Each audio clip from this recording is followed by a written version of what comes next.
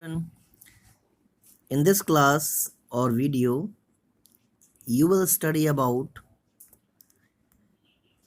the component of food. Sorry, habitat. Habitat means, as I told you yesterday, habitat means your home, your animal's home. But in the habitat, there is not only the living organism. There are also soil, water, air, light. As you feel, no, temperature, and many other components of physical environment. Environment means whatever we can see, whatever we can feel, whatever we can touch, that is physical environment, are also present. The habitat also include interaction between the biotic and abiotic. Biotic, as you know, that are we can feel, and abiotic, that we only feel, not touch or see. There are some points. The living or biotic component include plants, animals, microorganisms like bacteria and fungi, yeast also. The non-living or abiotic include like air, water, soil, sunlight, temperature, etc. Abiotic factors are necessary for the existence of life. As you know, because we can't live without air, we can't live without water, we can't live without soil. So abiotic environment provide us the living conditions for as well as the plants and as well as the animals. So let's study about more biotic component. The living organism that make up biotic component of environment can divide into three groups. The first one is producer. Producer means that produce the food, that prepare the food. And green plants are the main producer.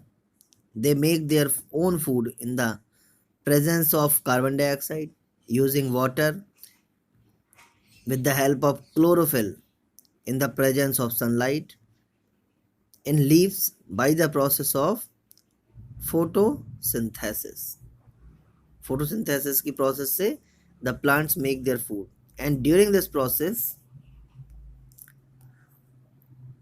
oxygen gas is given out, that is useful for breathing for all kinds of living beings. That's why the plants are also called the producer. Next is consumers. Some organisms depend directly or indirectly on the food prepared by the plants. They are called consumer. And consumers are different types. The first one is herbivores. The animal that get their food directly from plants are called herbivores. These animals are also known as primary consumers. First one is cow. Primary consumer means first of all they eat the producers. Deer, goat, all kinds of herbivore animals. Next is carnivores, such as tiger, wolf, who eat meat of other animals, flesh of other animals. As they get food indirectly from plant, so they are called secondary consumer. Means who get directly, that are primary consumer, or who get indirectly from plant, that are secondary. Indirectly means uh, the deer eats the plants, so deer get the energy through plants, and that energy saved by the deer is eaten by the tiger. So indirectly the plant's energy is transferred to the tiger body. So that's why it is a second. First one from plants to deer, and deer to tiger. So first step and the second step. That's why they are called secondary consumers.